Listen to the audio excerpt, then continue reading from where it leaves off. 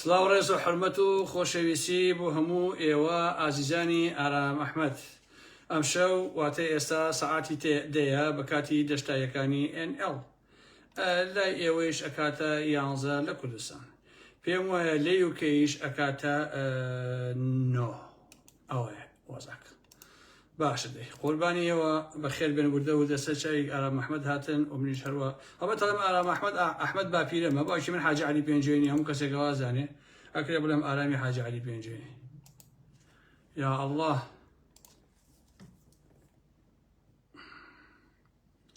خەبەری زۆر خراپ هەیە خۆشەویستان، ئەم شەو ئاگاتان لێبێ. برا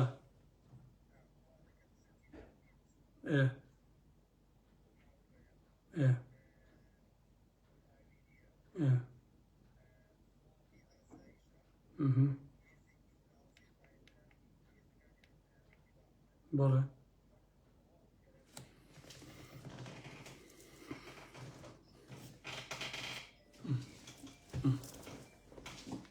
دەست خۆش.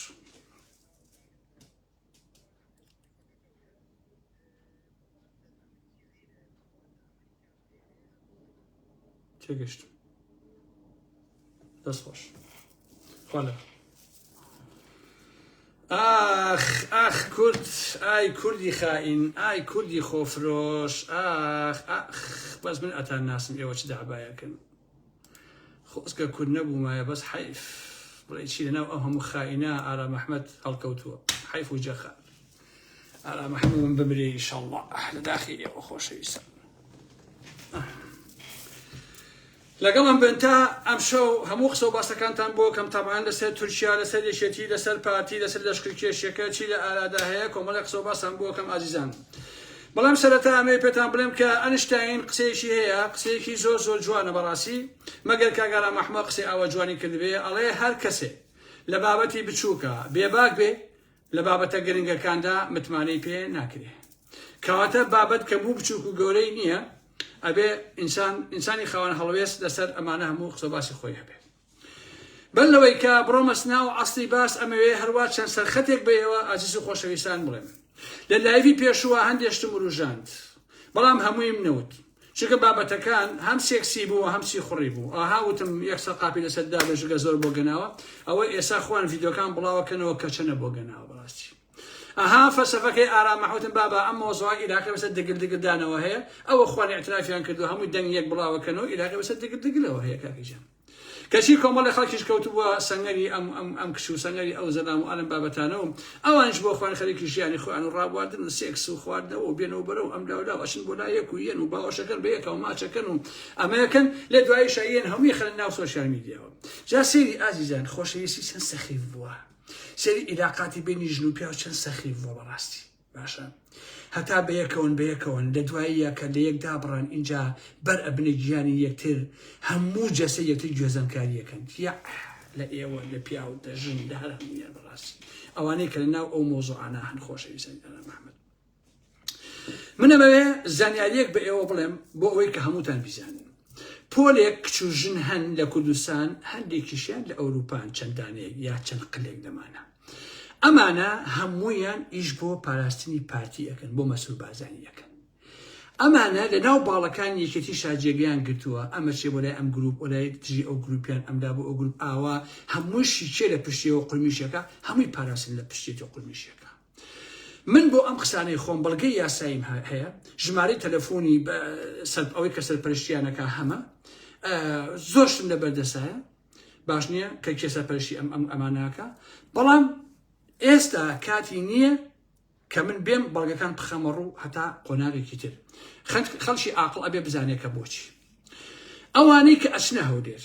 ماوەیەک لەوێ ئەبن، لە دوایی یەنەوە بۆ سێمانی لەوێ پاراستن ڕێکیانە خات و ئایان نێرێتەوە. لەوێ سیناریشان بۆ دروستەکە ئەڵێ ئەمە وای بەرامبەر کراوە و یەک قسەیە کات و دژی پارتی ئەمە ئەڵێ هەنێشتی پشوگەلێت لێ ڕاکەوە بۆ سێمانی، ئەوە هەمووی سیناریۆی پاراستنە ئەوانە بۆ دروستەکەن دوای ئایانێنەوە بۆ سێمانی لەوێ ئیشوکارن پێکەن. بۆیە ئەمانە خۆشەویستان لە سوۆسیال میدیا و لە دەرەوە ئەمانە بەشێکیان بۆ مەشغوڵکردنی خەڵک خەریکی سنبایان و قنبایان و بێنەوە بەرەو ئالم بابەتانان خەریکیشتی نزم و چروک و جڕ لێدان و ئالم بابەتانن بەشێکیشیان دایان ئەنێن بۆ ئەوەی کە خەڵک مەشغوڵکن بە کۆمەڵێ مەوازەعەوە حەز و حەزکاری سێکس ئەم لە ئەو لە ئالم بابەتانن جا ئەمانە شەو ڕۆژ دژایەتیەکێتیەکەن بەڵام بە کەمترین شێوە باسی پارتی ناکەن ئەوە بنەماڵەی بازانی باسکردنی لای ئەمانە هەر بەڕاستی بفێ ئەگەر باسێکی پارتیشکن ئەها بۆ دەمکوکردنی خەڵک و ئەلەم بابەتانە ئەوە بە شتێکی ئاسایی ئەڵێن هەم شیشەکە نەسووتێ و هەم کەبابەکەی نەسووتێت جا عزیزان ئەمانە هێندە حیلەبازن چونکە پاراستن دەستی دایاون و لە پشتیانەوە ڕاوەساون ئەمە بکەن و ئەو بکەن و ئەو بڵێن و ئەوە بڵێن یعنی ئەمەندە ساختن ئەگەر ئێمە بنمونە وەکو ئارام ئەحمەد شەو ڕۆژ دژایەتیەکێتی بکەین هەموو پەلوپۆکان یەکێتی لە ڕێگەوە دەربێنین ڕەسوایان بکەین هەرچی شتیان هەیە لەم پەرتا ئەو پەڕی ئێمە باسی لەسەرکەین ئەگەر هەفتەیەک دژی باڵێک دژی گروپێ دژی کەسێکیان قسە نەکەین لە سوۆسیال میدیا ئەچن نامە ئەنێن بۆ ئەم و بۆ ئەو بەتەبەتی بۆ چاڵەگەوانەکان باشە بۆ خەڵکانێکی تۆزێ ناسراون ئەڵێن ئەها فلانە کەس ماوەیە کە باسی فلانێک کەس ناکات باشە ئەوە خۆی فرۆشتووە ئەوە خۆی فرۆشە بۆ بە یەکێتی یا بۆ باڵی یەکێتی ئاها چەند ڕۆژێکە چەند هەفتەیەکە باسی فلانە کەس ناکە باسی ئەمە ئەو ناکە بەداخەوە بەڕاستی زۆر حیفێ ئەوە خۆی فرۆشت باشە جا ئەمە عەقڵی پاراستنانەیە بۆ ئەوەی تۆ هەمیشە دژی یەکێتی بی و هەمویان بکەیت و شەڕ بۆ شەڕەکە بۆ ئەمان بکە یعنی ئەمان ئیسفادەی لێکەن ئەو شەڕانەی کە بۆ نمونە زۆر جا من دژی یەکێتی قساکەم ئەچن چیەکەن ئەچن ئەمانە قسەکانی من ئەبەن هەمووی بڵاوەکەنەوە لە هەزار شوێنە بڵاوەکەنەوە دژی یەکێتیە یعنی سوء ئیسفادە لەو ڕاستیانە ئەکەن کە ئارام ئەحمەدەکان و چێو ئەمانە ئێڵێن بەڵام تۆ بێ بە ساڵ باسی پارتی مەکە باسی بنەماڵەی بازانی مەکە هیچ کاتێک ئەمانە ناڵێن ئەها ئەو باسی پارتی ناکە باسی بنەماڵەی بازانی ناکات بەخوا ئەوە بنەماڵەی بازانی کڕوێتی ئەوە پارتی ئەمەیان ناڵێن بە حیاتی بەس بۆ یەکێتێکەوەڵێن ئێستا من بنمونە دوومان باسی پاڤڵە سەرخڕ ناکەم بنمونە یەکسەر ئەمانە ئەها باسی پاڤڵ ناکات ئەو چەند ئەو پاراستنەوە ئین ئەوە خۆی فرۆشتەوە بۆ نمونە باسی قوبات نەکەی یا باسی فڵان نەکەی یا باسی نەکەی ئەڵێ باسی وەهاب نەکەی بنمونە ئەها ئەو بەخوا وەهاب کڕوێتی ئەمانە سەگن وەکو پاراستنی ئیشەکەن بۆ ئەوەی تۆ هەمیشە دک بەس خەریکی شەڕێکێتی بەم قسە قۆڕانە وازانە ئێمە لە یاریەکان تێناگەین خۆشەویستانی ئارام ئەحمەد بۆیە من ئاگاداری هەموو ئەمانم بەوردی با ئەم مۆسەرانە تۆزێک کۆن بێت ئەو کاتە ئێمە وەسەرخەت لەسەر ئەمانە قسە باسی خۆمانەکەین چونکە ئێستا مەسەلەی جدیتر بەڕاستی لە ئالادا هەیە جا عزیزانی ئارامە خەتەری ئەمانە لەوەدایە پەیوەندی بە زۆر کەسەوەکەن لە بەڕێوەبەرێکەوە تا نووسەرێ تا مێدیاکارێ تا سیاسیە تا شاعیرێ تا مەلایە بۆ ئەوەی شتێکیان لێ دەستکەوێتەوە ڕسوۆیان بکەن و بیان خەنە خزمەتی پارتی بنەماڵەی بازانیە خۆ لەم ژن و کشانەی یەکێتیەکان هەیەە بۆ ئاگاداریتان ئەمە نزمترین جۆری چەکە کە پاراستن و یەکێتی و دەستگەزێنەوەانە بەکاری ئەهێنن بۆ لێدان لە یەکتر و بۆ مەشغوڵکردنی خەڵک و بۆ ئەوەی کە بۆ نمونە هەفتەیە خەڵک بە مۆزوعێکی سەخیفەوە مەشغوڵ بێ کە کچ و کوڕێ حەزیان لە یەکتر کردو و کوڕەکە ڕازی نەبوو کچەکە ئاوا و تە مەحکەمە و مەحکەمەکار و بێن خۆبادان و خەڵک مەشغوڵەکە مە شتە قۆڕانەوە لە کاتێکی شا تورکیا هەتان چەندی کوردستانە هاتوو بۆ داژکاری کوردستان خۆشەویستانی ئارام ئەحمەد خەریکە وردە خوێن لە باشووری کوردستانە هەڵەسێت من لە دوو لای بەر لە ئێستا وتمانی 1970 کارەساتە لە باشووری کوردستانە هەتا داوام کرد لە کوردانی ئەوروپا و ئەمریکاوانە کە بەسەدان نەگەڕنەوە کوردستان بەڵام نەموت کە مۆزوعەکان چیە وتم بەس ئاگادارتانەکەمەوە تەواو چونکە خۆم زانی ئەڵێم چی بۆیە دیسانەوە ئێڵێمەوە دوای لایڤەکەی ئەو لایڤەی کە لەم شەوە ناکردم من کۆمەڵەشتی گرنگم دەستکەوتووە ئازیزانی ئارام ئەحمەد یعنی بۆم سەلماوە کە یاریەکان چۆنە بەڵام با کاتی بێت بۆیە کێشەی ئەو ژنە لەگەڵ ئەوەی ناوی چیە ئەوەی ئەو هاوارێکیەیە ئەویش پاراستن لە پشتێتی بۆ ئاگاداریتان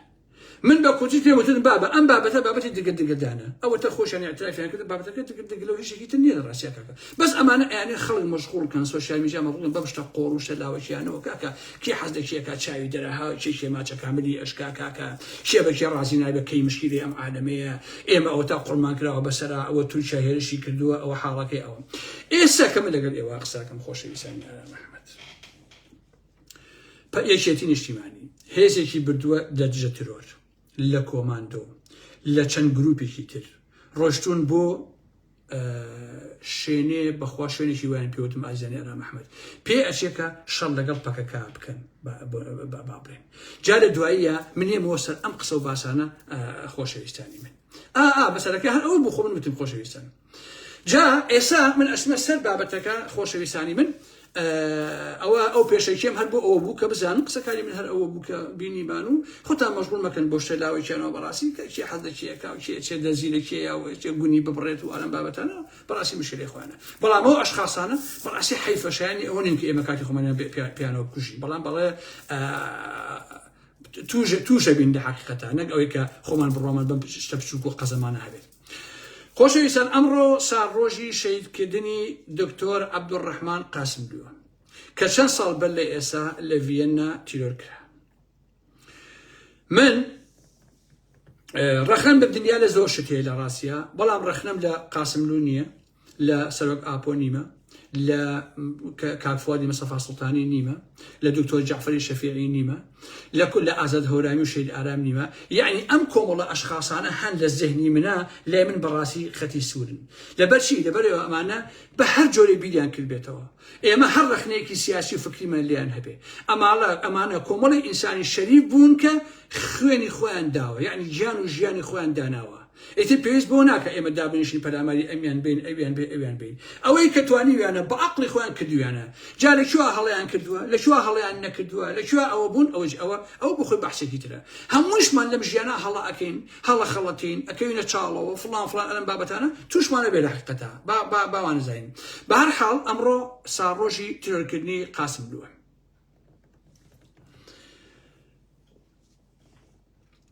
قاسملوو یەکێ لە قسەکانی ئازیزانی ئارام ئەحمەد ئەوەیە ئەڵێ هەتا بنەماڵەی بارزانی بمێنێ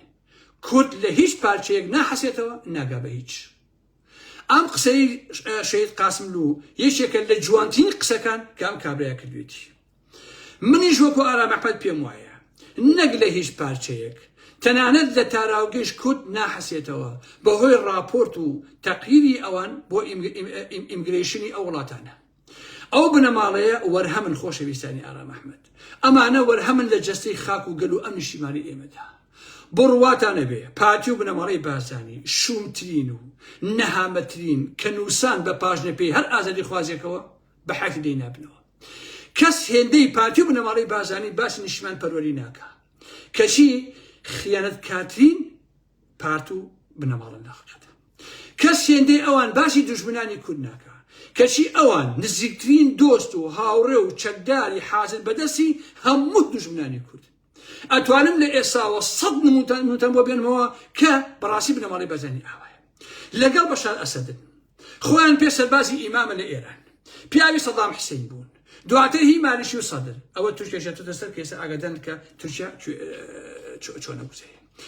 کەس هێندەی ئەوان باسی ناوماڵی کورد ناکە بەڵام نەکرد ئاگریان ناوماڵی حیزبێکی کورد بەرداوە بەڵکو هیچ گەڕەک و شەقامێک نییە، هیچ حیزبێک نییە کە ئەوان فیتنەی و درۆ بوختانیان تێدا بڵاو نەکرد بێتەوە هەتا لە کۆمەڵگەیش. ئەوانە هەر شتێک باسی بکەن نیشانەی ئەوە نییە، نیشانەی ئەوەیە کە نییە. باسی کەرامە دەکەن چونکە نییە. بەڕاستی ئەمانە ڤایرۆسن ئازیزانی ئارام ئەحمەد. بەداخەوە بەڕاستی لەم گەلەی ئێمەش نابنەوە. هەرێمی کوردستان لە بەردەم کۆمەڵێک گۆڕانکاریدایە کە هەموو تاشەی کورد ئەبێ ئەو ڕاستیە بزانێ. سەرۆک و سەرکردەی سیاسی ئەو کاتش باسم کرد دەبێ هەفتەی داهاتوو و مانگی داهاتوو چیر و ئەدا بیزانێ. دواتری ڕوونی بکاتەوە کە بۆچی ئەمانە ڕووی نەداوە یاکە ڕوویدا.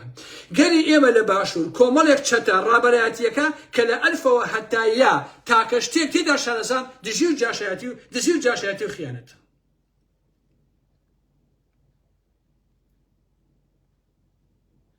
ببوون بە نایەکم بیرچەوە بە ناوی ئەو شوێنەی کە ئەمڕۆیەتی هێزی بۆ بردو ئازیزانی ئارام ئەحمەد. بۆیە بەرلەوەی بێمە سەر لە کێشیەکان دەمەوێت کەمێک بگەڕێمەوە بۆ ڕابردوو بۆ داهاتوو لە حوزوری ئێوەدا. چونکە بەبێ خوێندنەوەی مێژوو ناتوانین لە ڕووداوەکانی ئێستا و ئەمڕۆ تێبگەین. ساڵی 1992 تورکیا بە فەرمی دژایەتی خۆی بۆ دروستکردنی قەوارەیەک لە باکووری عێراق ڕاگەیاند. بەڵام دواتر بەوە ڕازی بوو کە دەبێ یەکەم بڕیاری پەرلەمانەکەی ئەو هەرێمە دژی پەکەکە بێت. کەواتە بەردی بناغی جادا هینە بەردی بناغی ئەم حکومەتەی کە دامەزراوە ئەوە بووە کە کەی بیانوێ بەکارێن بێن. بۆیە حاڵی ئەو دەسەڵاتە گەشتە ئائێسا کە ئێمە ئاگامان لێیە. کوردەواری قسەیەکی هەیە زۆر جوانەکاڵێ مانگا ئەگەر بە دزیش کەڵ بگرێ بەڵام بە ئاشکرا ئەزێت. بۆ یەکێتی و پارتیش چەندە بە دزیەوە کەڵ بگرن لە تورکیا و لە ئێران و لەمانە لە دوجارە بە ئاشکرا ئەزێن. هەمومان ڕاستیەکان من بۆ دەرەکەوێن ئەوە بوو لەو کاتا هەردوو بنەماڵی تاڵەبانی و بارزانی لە ڕێگەی هەردوو کۆمپانیای بەناویشێتی و پارتی کەوتنە دروستکردنی سیناروێ درۆدا تاشین بۆ پەکەکە باشە وەکو ئەوەی کە مناڵان ئەڕفێنن ئەمانە دزیەکەن ئەمانە دەرمانە فرۆشن ئەمانە ڕزوبار تاڵانەکەن ئەمانە سەرانە ئەسێن ئەلم بابەتەنم حتا من لە بیرم نییە خودی جەرا تاڵەبانی لە ناو پەرلەمانە وتارێکی دا لە دژیدان کە خراپترین و ناشرینترین و ڕەشترین وتاری تاڵەبانی لە مێژوی ئەو پیاوەیە کە مرۆڤ شەرمەکە بەڕاستی گوێ لێ بگرێت ئەوە بوو لە چەند جەولەیەکی شەڕا بەیەکەوە بەجیا بە هەزاران ڕۆڵەی ئەم خاکیان کردە خەڵات دیاری بۆ سەرمێزی سوڵتانی عوسمانی و لە ڕۆژنامە تورکیەکاندا بگەڕن خۆتان کە تورکیا باسی ئەوە کاکە 7 ملیۆن دۆلاری پێیاون بۆ ئەو شەڕە تەنانەت بارزانی بە ماشێتێکی گەورە لە ڕۆژنامەیەکی تورکیا ئەڵێن چیتدان دەوێت لەوە زیاتر بە هەزاران چەکداری حیزبەکەمان بەکوژداوە بۆ ئێوە یعنی ئەمە مێژووی ئەم ڕابردووی ئێمەیە هەندێک کەسی کاڵفان باسیەکەوە پەکەکە لە باشوورە و ئەمانە بیان و بە تورکیا هیچ عێراقی بەسەر ئەو شتانە نییە بەڕاستی چونکە تورکیا دواییش باسیەکەم تورکیا کوردی ناوێ باشترین کوردی نایە بەڕاستی بۆیە تۆی کەسوکاری شەهید باشە کەسانێکی گەمژە و نەفام کە نەزانێ خوێنی باوک و براکەی لە چ قومارێکدا کراوەتە بادەی شەوی سووی سەرۆکە گرگنەکان ئیتر ئەبێ خۆی گومان لەو کە لەسەری خۆی کا بەڕاستی بۆیە دەربارەی دوایین لەشکرکێشی تورکیا کە چەند ڕۆژێکە دەستی پێکردووە ئەوە جاری یەکەم نییە لە دوای ساڵی 1984ەوە کە یەکەم گولەی ئەو شەڕە تەقێنرا هەتا ئێستا دەیان لەشکرکێشی کراوە لە زۆریاندا تورکیا شکستی خواردووە لە بەشێکیشدا ئامانجی گەورە و بچوشی بەدەستێناوە ئامانجەکان شەدنی هەر بە چەک بێ خۆشەویستانی ئارام ئەحمەد ئەوەی کە دائەنیشێ مثلا سیناروی ئەنووسن و دراما ئەکەن بە کوردی 3000-4000 درامای تورکی لە کوردستانی باش و بڵاوە بێتەوە ئەوە بۆ ئەوەیە کە کورد لە ڕەگەزە ئەسلەکەی خۆی دوورکەوێتەوە بۆ ئەوەی بە تورکیزە بکرێ بەڕاستی بۆ ئەوەی فێری کەلتوری ئەوان بێ کەلتوری خۆی بیشێتەوە ئەوەی کە هەزاران ئیسلامی سیاسی لە باشووری کوردستانە هاتووە ئێستا ئەڵێ بژی ئەردۆغان بژی ئەردۆغان ئەوەی کە جلی کوردەواری نەماوە لەچکی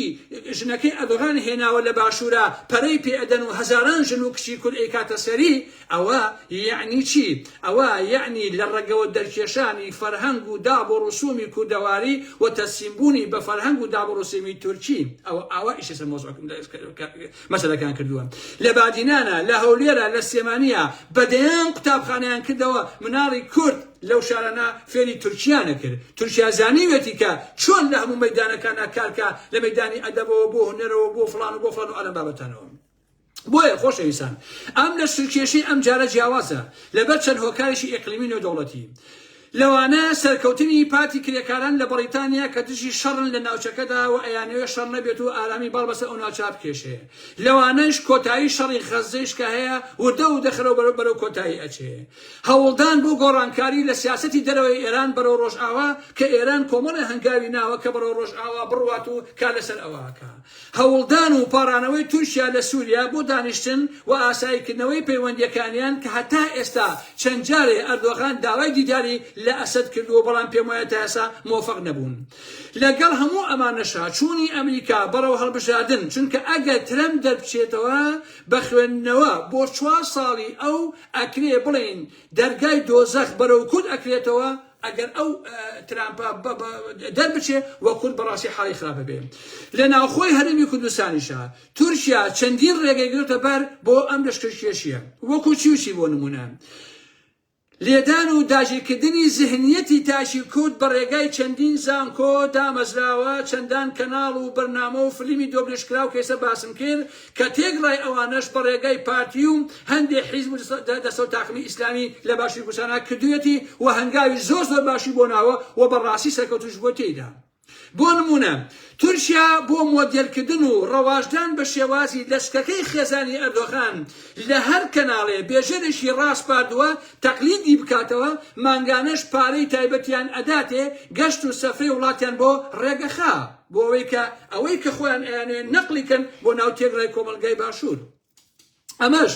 داگیرکاری کەلتوری و فەرهەنگیە کە داگیرکاری سەرباسی کە لە داگیرکاری سەرباسی قورستر کەوتوتەوە وە قوڵتر بە ناو کۆمەلگادا ڕۆچووە وەک سەرەتان چۆتە ناو جەستەی نیشتیمانەوە و چۆتە ناو جەستەی خەڵکی کوردستانەوە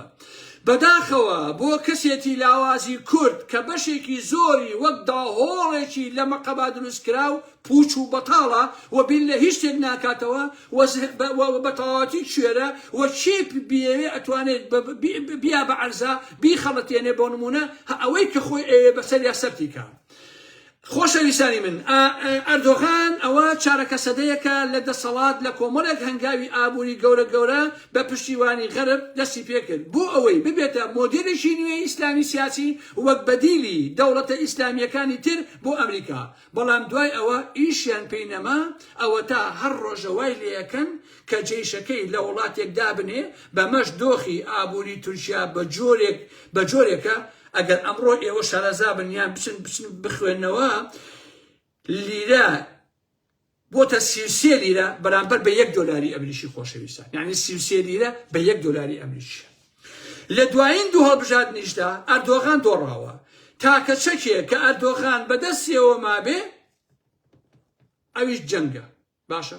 جەنگەکەی هێناوەتە دەرەوەی تورکیا باش نییە و دڵنیایشتانەکەم ئالێرەیە شەڕەکە تەنها دژی کوردە و دژی هیچ شتێکی تر نییە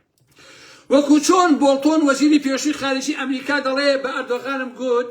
کوردی سووریا باشن ئەویش لە وەڵامە وتی کوردی باش بووری نییە کوردی باش ئەوانن کە مردوون واتە ئەوانن کە لە گۆڕستان باش نییە ئەمە دنیا و عەقڵیەتی ئەردۆغانە کەچی کۆمەڵی خەڵکەن بە ناوی ئاینی پیرۆزی ئیسلامەوە بوون بە پیاوی ئەردۆغان باشە بۆیە ئەردۆغان ئەڵێ هەر حکومێکی کوردی ئەگەر لە سۆمالیش بێت دژی ڕاوەستن هەرێمی کوردستانیش بەڕەو هەڵبژاردن دەچێ کە هەر ڕۆژە و ڕادیۆبوونێک بە نەشریەبان بازانی ئەکەن و هەڵبژاردنیش دوا ئەخەن و باوەڕ ناکەم تازە ئەم ساڵ هەڵبژاردن بکرێ بۆیە پارتی ناوێ هەڵبژاردن لەم ساڵا بکرێ بە تایبەتی بەو یاسایی ئێستا بۆیە چاوەڕێی دەرفەت و هەلێکە لە بەغا ڕوو بدە هەر بۆیە وەک پیشەی هەمیشەیی ئەگەڕێ بۆ ئەوەی هەڵبژاردن نەکرێت بە هاتنی تورکیا بۆ ئەو زۆر بە قازانج بۆ باشووری کوردستان لە هەمووی خۆش ئازیزانی 11 لیستی تر هەیە بە ناوی ئۆپۆزیسیۆنەوە جگە لە پارتیەکی تیوا لەم بابەتانە کە ئەم 11 ئەوەندە خەریکی یەکتر شکاندنن ئەوەندە دژی دەسەڵاتی پارتیەکێتی نین تەنانەت بە وشەیەک ناوێرن باسی لەشکریکێشی تورکیا بکەن باش نییە ئاخر خۆشەویستانی من سەلاحەدین بەهادین عەلی باپیر شاسوار چۆن و بە چ ڕوویەکەوە دەوێرن باسی تورکیا بکەن ئایا ئاگاتان لێیانێ ئێوە ئایا ئەتوان هەنگایە بنن ئەتوان ڕخنەیە بگرن ئەتوان بە نفوسی خۆیان بڵێن خەڵکینە هەمووتان بۆ نەسەر شەقام ئەوەی یەکگرتووە ئەوەی کۆمەڵە ئەوەی گۆڕانە ئەوەی جە لەگە شاسوارایە ئەوەی لەگە حیزبی شیوعیایە وە نەسەر شەقام دژی لەشکێشی تورکیا ڕابوەسن زڵجەیەکی ئاوا بنێنەوە لێ ناو لە دەرەوە یەک بەشەری کورد چکەی لێوە نای عەجزەنی ئارا محەممەد بەشەرێک قسە ناکات لەسەر تورکیا کە ئەوێ چی بکات باشە بۆیە هەموو ئەمانە بە ناڕاستە و خۆ هەڵکردنی گڵۆپی سەوزە لەلایەن ئەمریکاوە بۆ ئەوە ئەگەڕێتەوە چیتری هێزە جیاوازەکانی شەقامی عەرەبی لە بەغا نێرن باسی دەرکردنی ئەمریکا بکەن لە ناو عێراقەوە ڕاستی باشە چونکە ئەردۆغان چۆتە عێراق لەگەڵ عێراق ڕێکەوتنی کردووە پشتیوانی سیاسەتی ئەردۆغانەکەن بۆ لەدان لە پەکە و لە کورد من لەدان لە کوردی ئەزانە پکەی نازانم بەڕاستی خۆشویستان چونکە من دڵنیام پەکەکە نەیژمێنێ ئەردۆغان و تورکیا کورد قبوڵ ناکات حتى اسمين مسؤول بازنجي قبول ناكات حتى او بياو اينياني كامرو ببالي ادوغانا غوراني الين بروات نبي انش قبول ناكا چونك او هيش كود قبول ناكا جا ديني بي يا غير ديني بيت باشا ميجي تركيا او مان بي عليه شيخ سعيدي فيلان بلش بدن بدي سيداره نجي كل انجا دوي اعلامي شاكرت باشا امر راسي كاك قاسي محمد شلون سيداده لايران دەبێ هەمووتان ئەو ڕاستیە بزانن ئازیزانی من لەناو هەر بنکەیەکی تورکیا شارەزا و خەبیری گەورەی ئیسرائیلیش بوونی هەیە بەمەبەستی نزیک بوونەوە لە شوێنە ستراتیژیەکانی نزیک لە ئێران بۆ ئامانج و دەستکەوتی تایبەتی بە خۆیان بەڕاستی بۆ زانیاری باش نییە بە گوێرەی قسەیەکی ڕۆژنامەی یەنی شەفەقی تورکی ئەم هێرشە بۆ کۆنتڕۆلکردنی چیای گارایە دوێنێ وەزیری بەرگری تورکیا وتی گارا و مەتینا و زەب لێکدا ئەبڕین لەگەڵ قەندیل و ڕۆژئاوا واتە دەیانەوێ ئەو منتیقانە هەمووی پارچە بکەن هەر بە جۆرەی سەرجاوە تورکیەکان لە تیڤیەکانی خۆیانە باسییان کردووە هێزی مرتەزەقا بە ناوی پێشمەرگەی زێڕەڤانی لە ڕووی هەواڵگریەوە بەردەوام و بەشدارمتی لەگەڵ تورکیا باشە عیزان ئێساش بە پێی زانیاریەکانی من شوێنێ کە سنووری پەکەکەیە یەکێتی هێزی کۆماندۆ دژە تیرۆر مغاویری سواتی ئاسایش هێزێکی هەفتە چون بۆ دەڤەری سنووری ڕاپەڕین بۆ شوێنێ ئەوانە تێناگەین تاوەکو ئێستا بۆشی ئەم هێزە ئەمڕۆ ڕۆشتون بۆ ئەوێ هێزی یەکێتی ئەگەر بۆ ڕێگریکردنە لە تورکیا من بە هەموو تۆنەوە پشتیوانیەکەم بەڕاستی ئەگەر بۆ ڕێگرتن لەوەیە ئەگەر بۆ پشتیوانیکردنی پەکەکەی بە نمونە من بە هەموو جۆرە پشتیوانی ئەو هێزانی یەکێتیەکەم ئەگەر ڕێکەوتن لە بینی یەکێتی و پارتی و بەغاو تورکیا هەیە بۆ ئەو شەڕە ئەمە یعنی گەورەترین خیانەتە لە مێژووی یەکێتی و پارتیا بەڕاستی ئەمە یعنی گەورەترین خیانەت لەڕاستیە وە گەورەترین گورز لە واقع بۆیە ئەبێ ئێستا قەرار نین تاوەکو چەند ڕۆژێکی ئایندە بزانێکی لە دوجارە یەکێتی و پارتی چی ئەکەن بەرامبەر بەم لەشکێشەی تورکیا و ئەم هاوکێشانە بەڕۆکیەوە دەڕاتە اینجا خۆشەویستانی من تەنانەت لە سەردانەکەی ئەردۆغان و هاکان فیدان هەردووشیان لە کۆنگرەی ڕۆژنامەنووسی داوتیان سوپاس بۆ یارمەتی هەواڵگری ڕایەدارانی باکووری عێراق باشە یعنی بۆ چی یعنی بۆ پارتی و بۆ بنەماڵی بەرزانی ئێوە دیقەت بدەن خۆشەویستانی من پارتی هیچ ئەوە سوورێ بە لەشکری تورکانە بەڵام یەکێتی گۆڕان شاسوارۆکو وتم یەکگرتووی ئیسلامی کۆمەڵی دادگەری بزوتنەوەی ئیسلامی حیزبی شوێعی فڵان و فیسارەکان ئەوەی کە خوان پێ ئۆپۆزیسیۆنە گروپەکان بۆچی یەک کەسێک لەسەر ئەمە قسە ناکە بەڕاستی یەک دانە دوو هەفتەیە من یەکەم لایڤ کە کردم وتم مانگی 7 و 8 کۆمەڵە شەڕ و ئەدا داوا لە خەڵکەکەم کە نەشتنەوە بۆ کوردستان و ئەم بابەتانە ببوون بەڕێزانەوە هەواڵە بۆیە کاکە گیان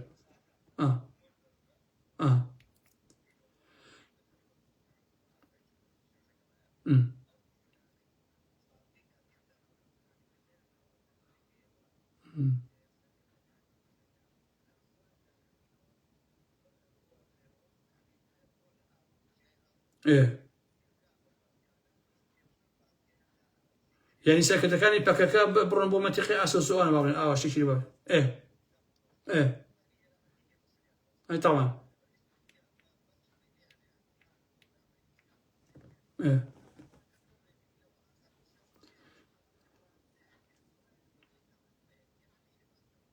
یعنی پەکە نەجوڵێ لەو مەنتیقانەکە تایەتی ئاوایە نەپەڕێتەوە بۆ ئاسۆ تێگەیشتم بەڵێ بەڵێ یەکێتی و هێزانی بۆ ئەوە بردو خۆشەویستانی ئارام ئەحمەد کە ئێستا من لەوێم و من دوو ڤیدۆم بۆ هاتووە هینی هێزەکە لە خۆشمەوە قسە ناکەم خۆشەویستان هەردوو ڤیدۆکە لە بەدەستمایە ئەوە برادران بەنهێنی گرتویانە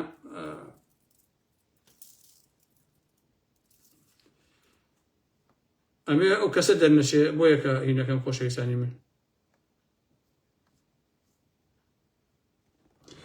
بابی کەمە ناو مۆبایلەکە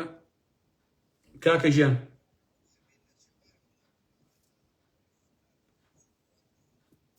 بابەوە هێزە عێراقیشە بەسەر مخادرات و مواد و ئەم بابەتانە بەرحاڵ پەیامەکە گەیشتۆ دەست خۆش ئەزانم دەست خۆش دەست خۆش بەسەخم دەست خۆش هیچێتی وەکو پیشە هەمیشەی ئەڵێ و هێزە بۆ ڕۆشتون بۆ مەسایلی تلیاک و دەرمان و نازانم ئەم بابەتانە بەڵام بەڕاستی کوا ڤیدۆکەمان چی بەسەر هات خۆشەویستانی من جا خۆ ناڵێ تەلەفۆن کاکەژێ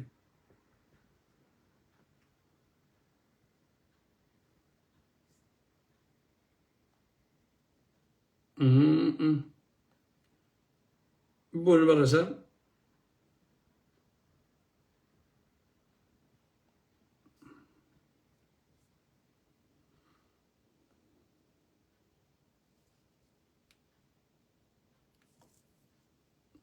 ئەوە ڤیدۆکانە خۆشەویستانی بینن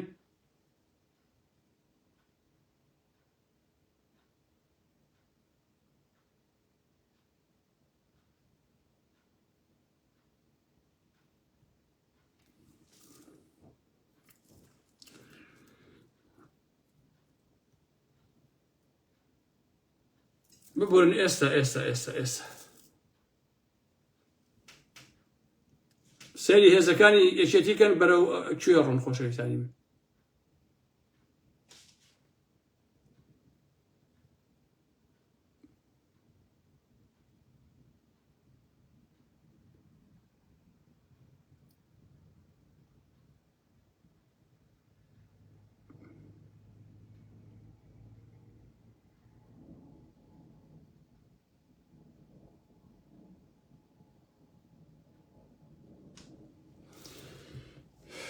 ئەوانی کێشیان بەردوورەدر بۆ خۆیان ئەچن بۆ ئێ ئەمە وەسعەکەی ئازیانی من بەڵام ئەم هێزانە هیچیشیان قسە ناکەن بۆیە ئێستا من هێرش ناکەم مەسەلەیەکی جارێ با بزانم ئەم هێزانە بەرەو چۆ ئەڕۆن بەڵام بەپێی ئەوانەی کە ئەو سەرچاوێکە بۆ من هاتووە ئەم هێزا بەرەو شوێنێ ئەو منتیقەیە ئەڕۆن بۆ ئەوەی کە پەکە لەو ناوەوە مەسەلەن ئەوە بێدەها چۆن لەی قەتیس بێ نەپەڕێتەوە بۆ ئاسۆس و بۆ کۆمەڵی شوێنی تر باشە بەڵامیشێتی ئیدعای ئەوەیە کە ئەم هەموو هێزەی بردووە ئەڵێەوە بۆ مەسەلەی دەرمان و حەشتریاک و ئەلم بابەتانی و ئەچن بۆ منتیقان و چیان بابەتانە ئەمە بمێت تەواوی ئەمانە خۆشەویستان حتا خەڵکی کوردستان لە زاخۆ هەتاوەکو پێنجەن و هەڵەبجە یەک بەشە چرکەی لێوە نایە بە ملیۆن کورد لە ئەوروپایە یەکەس قسە ناکات باشە هەر هەمووی خۆی یاوەتە بێدەنجی قسەی نییە بۆ ئەم مەسەلانە ئیسلامیەکان ئەڵێیت نەتەوەی ئەڵێیت نیشتیمانی ئەڵێیت کوردستانی ئەڵێیت نازانم چیان ئەڵێیت هیچ شتێ ناکەن زۆرێک لە ئیسلامیەکان ئێستا خۆشەویستان لەبەرەوەی کاڵێن ئیسلامیەکان قەسم ئاینی ئیسلامیە قەسم ئیسلامی سیاسیە لەبەرەوەی ئەمانە میت لە باشووری کوردستان خوڵقاندوونی وە کار بۆ میتی تورکیا ئەکەن وە پارەی میت ئەخۆن ئەمانە ئێستا حەزەکەن بەیانی ئاڵای کوردستان لێ بکرێتەوە ئاڵای تورکیا لە چیای گۆژە لە هەڵەبجە لە پێنجێن لە گەرمیان لەوانە ئاڵای تورکیا هەڵ بکرێ ئەمان هەر بڵێن بژی ئەردۆغان و الحەمدولیلا لە پێدەژێ شای ئەردۆغان و ئیسلام بۆ خۆمان ئەژی باشنیە ئەمە ئاوا بیرەکەنەوە لە حقەتە ئەگەر وانە خۆپانە قسەیان بکردە لەسەر ئەم مۆزوع پارتی ئەوە هیچ ئەوەیە بەڵامێکێتی هیچی نەوتووە لەسەر ئەمانە ئەوێ بۆیە ئەم جۆرە لە ئیسلامیش لەوە تێناگەن کە بابە وەڵڵا تورکیا ئیسلامیشی کوردیش قبوڵ ناکە کۆمۆنیستی قبوڵ ناکە هیچ شتێکی کورد قبوڵ ناکە تورکیا حتا ئێوارەی ئێوە ببن بە نۆکەری ئەو تورکیایە تورکیا بەیانی دەسەڵاتی هەبێ پەکەکە نەمێنێ فڵان نەمێنێ لە پێشە ئێوە بەجبۆ عباکەوە لێ ئەعدامتانەکان ئێوە باش بیزانین بەخوا دەسەڵاتی هەبێ بەیانی ئەو مەلا عەلی باپیر و ئەو سەلاحەدین بەهادین و فڵانە فیسارەکان و چەندین خەڵکی تر هەن کە بەناوی بانخوێنەوە هەمووی میتن ئەمانە ئێستا هەر هەموو ئەمان لە سەردارەدا تورکیا هیچ کوردی قبوڵ ناکە تورکیا بە ئێوە ناخەڵێ بەناوی دینەوە بەڕاستی ئەوە ئێوەن ئەحمەق کراون بەناوی ئاینی پیرۆزی ئیسلامەوە بوون بە پیاوی تورکیا و داگیرکردنی کوردستان باشە چونکە کورد تورکیا کوردی ناوێ کوردی چەپی ناوێ کۆمۆنیستی ناوێ دینداری ناوێ ئیسلامی ناوێ کافری ناوێ یەک شتی ناوێ بەڕاستی تەنها کوردبوون بەسە ئەوە بەڵێشێن کۆمۆنیستەکانیش هەر بەو شکڵە بیرانە کردەوە کاتی خۆی ئایزانی ئانا محمەد یان و کرێکارانی کورد و کرێکارانی عەرەب و فارس و تورک بۆ خۆیان بە یەکەوە کوبراژین و ئێمە ئەنتەرناسیۆنالین لە کاتێکا کرێکاری تورک حسابی یەک تەرەتوری قوڕایی بۆ کرێکاری کورد ناکە هەر پار کوردی پێ هەر بەشەر نییە بەڕاستی هەر ڕقی لە کرێکاری کوردیشە بەڵام ئێمە ئەو سەردەمانە ئەوە گەمژە بووین ئێمە ئاوا بیرمانە کردەوە خۆشەویستانی من باشە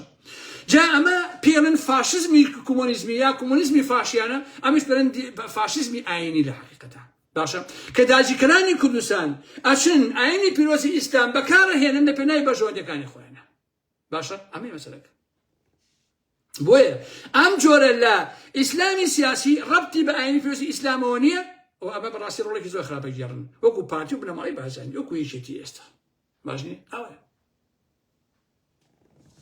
بەڵام عەرەبەکان تورکەکان فارسەکان زۆر ئاقلانە توانیویانن ئاینی ئیسلام بەکاربێن لە پێناوی بەژەوەندی نەتەوەی و نیشتیمانیەکانی خۆیانە بەس ئێمە نەمانتوانی ئەو کارە بکەین ئێمە بەکاڵی و بەکوڵایی خۆشتە بەدەستی ئەو مۆزوعە بەبێ ئەوەی کە هیچ سوودێکیش لێ ببینین باشنی بەداخۆ بەڕاستی تورکیاش کەی ئیشی بەمانە نەما وەکو قازی محەممەد وەکو شێخ سەعیدی پیران ئەو لە سەرداریان ئەدەن و کۆتاییان پێت و تەواو ئەوەیە بۆیە ئازیزان کۆتا قسەی من لەسەر ئەمە ئەوەیەکە سەرکردایەتی پارتی و بنەماڵەی بازانی ئەوە هیچ چونکە ئەوانە خۆیان هەم پیشیان وا بۆ لە مێژووە بەڕاستی پێش دەشقی ئێران کەوتون پێش پازدار کەوتون پێش سیوێکی ئابوجێشی گاردی کۆماری کەوتون پێش تورکیا کەوتون ئەمە ئەمە بینیوە ئەی یەکێتی تۆ لەم هاوکێشەیە چیەکەی بۆشی هەڵوێستی نییە زۆری چێتەکان ئەنووسن ئەوە کاکاران بۆست لە شێشی تورکیا قسە ناکەی ئێوە بۆ خۆتان بۆ قسە ناکەن یەک کادری یەکێتی یەک ئەندامی سەکرەتی یەکێتی یەک کەس لە ئێوە بۆشی قسە ناکە ئەگەر ئێوە ڕازین بە مۆزوعە ئەگەر ئیتیفاق هەر دەرەکەوێ بۆ شوێتی کاکە خۆم پێم وتم مانگا بەنهێنی کەڵەگری بەڵام بە ئاشکرا ئەزێ بەخوا یەکێتی هەر دەرەکەوێ سەری بەکام گایلەوە ناوە ئێسەنە دەڕۆژیکە دەتنە مایشیکە هەر دەرەکەوێ عاقبەتی بەڕاستی تۆ لە کام سەنگەرێت باش نییە ئەگەر تۆ هەسابیت لەگەڵ عێراقا و لەگەڵ تورکیایە لەگەڵ پارتیا ڕێکەوتنی کردی بێ بۆ لێدان لە کوردی ڕۆژئاوا و لە کوردی باکوور ئەوە توێتە کۆتایی پیاتۆ لە حقەتە لەو منتیقەیە بەڵام تاوەکو ئێستا لەسەر ئەمە بەڵگەمان نییە باش دەزانین ئەبێ پەلە نەکەین بوەسین هەتاوەکو هەفتەیە دە ڕۆژ مانێکی تری ئەم هاوکێشێ بزانین هیچێتی چ ڕۆڵەکە بینێ بەڕاستی ئەگەر هیچێتی بتوانێت لەم لەشکێکی تورکیا خۆی بپارێزێ نەبێ بە نۆکەری تورکیا بمێنێتەوە من پێم وایە کارێکی زۆر پیاوانە کارێکی شەریفە ناکە پاشان ئەم هەموو ئەندامی سەرکردایەتی ئەوانەی هەیە یەک کەسێ قسە ناکە باشە ئێوە پێتان وایە ئەو پارەی کە بردووتانە ئەتوان هەرۆ بە خۆتان بیخۆن شەڕە شەڕکاکە خۆڕوا ئاسان نییە مۆزبە یەک کەس ئێوە قسە ناکە والله من ئەندامی سەرکردایەتی چێتی بم یا پارتی بم لەم حاڵەتانە بەڕاستی ئیستیقالا دەم یەکسەر چونکە بەڕاستی عیبە تۆ لە حیزبێکابی ئەوە ڕۆڵە نەبێت نەتوانێت قسەی بکەیت نەتوانێت بڵێ بابە من دژی ئەم لەشە کێشێ چونکە ئەو لەشکێشەی تورکیا تەنیا بۆ پەکەکە نییە والله بۆ نەمانی هەرێمی کوردستانە بەخوا پەکەکە نەمێنێ باشووری کوردستان ئاسەواری نامێنێ لە منی ببیستن چونکە من ئەو تووشیا من فارسەکان لە ئێران عەرەبەکان لە عێراق ئەوانە هەر هەمویان بڕواتە بێ خراپترین قۆنەری خراپترین فارس قۆنەری خراپترین عەرەب لە تورک باشترە کاکە تورک کوت هەر حساب بۆ کوت هەر ناکە بابە کێشەی ئێمە لەگەڵ تورکیا ئەوەیە کە ئەم تورکانەیە ئەم تورکیایە هەر نایەوێ کورتبوونی هەبێ ئەمە کارەساتەکەی بەڕاستی بابە لانی کەم فارسەکان ئەیانەوێ ئەیسەلمێنن عەرەبەکان ئەیسەلمێنن بەڵام ئەمانە هەر هیچ شتێک ناسەلمێنن لەڕاستیە ئەمە بۆ خۆی کارەساتەکەیە یعنی ئێمە بەرەو ڕووی جۆرێک لە فاشزمی تورکین بەڕاستی نمونەی لە دنیای نییە خۆشەویستان لە ساڵی بیستەکانەوە لە 120 ساڵی ڕابردووە ئەم دەوڵەتی تورکیایە بە ئەلمانیەوە بە کۆمۆنیستیەوە بە چەپیەوە بە ڕاستیەوە بە دینیەوە هەر هەموو ئەمانە دژی ئەم میلەتەی ئێمەیە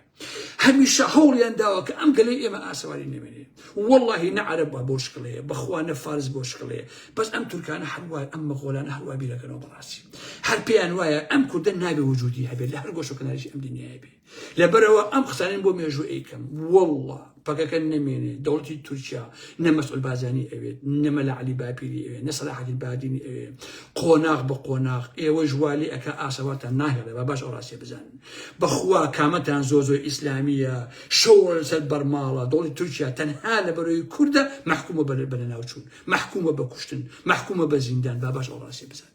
دێگەیت چونکە گەلی ئێمە بە درێژایی مێژوو مسلمان بوو ئەم هەموو باجێشیەوە قەسەم بەخوا هیچ گەلێک نییە بەخی گەلی کورد مسلمان ڕوو لەخوا بێ با باش ئەو ڕاستیە بزانن باش نییە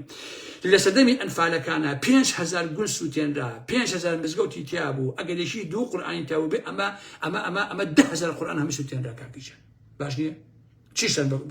بە کورد نەکرا بەداخەوەکە ئەمە نەتیجەکەیەتی من ئەمە قسەکانی خۆم بوو ئەوە هەڵوێستی خۆم بوو من لەبەرەی میلەتەکەی خۆمم لەبەرەی گەلەکەی خۆمم لەبەرەی کوردم بەڕاستی وەشانازی ئەەکەم بە کوردبوونی خۆم و بەمە یەکێکی پارتی ئەوانە ناڵێن بە کوردبوونەوە کە خوا بە کورد دروستی کردوم لە یەک جوغرافیا دروستی کردوم کە ناوی کوردستانە بەڕاستی لە پێناوی ئەوەیە لە داناخە لەم شارە لە ئەڵمان لە شوێنێکە مەزاهرە بێ دژی تورک من یەکەم کەس لە پێشی پێشەوە بەڕاستی بۆیە داوا لە خەڵکی کوردستانەکەم لە نووسەران لەوانە خۆیان بە ئۆپۆزیسیۆن ئەزانن لە ئەندام و کادری حتا یەکێتیەکان پارتیەکان فڵان و فیسارەکان هەڵوێستیان بەرامبەر لە شکێکی تورکیا هەبێت هەڵوێستیان هەبێت خەڵک پێویستە هەڵوێستی هەبێت شەڕ خەریکە وردەوە دێتە ناو ماڵەکانتانەوە بۆیە پێویستە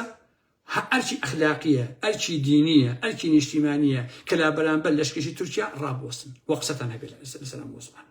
ئیتر من بەخواتان ئەسپێرم شەو شۆگاتان خۆش بێ ئەوە قسەی منە ئەڵێ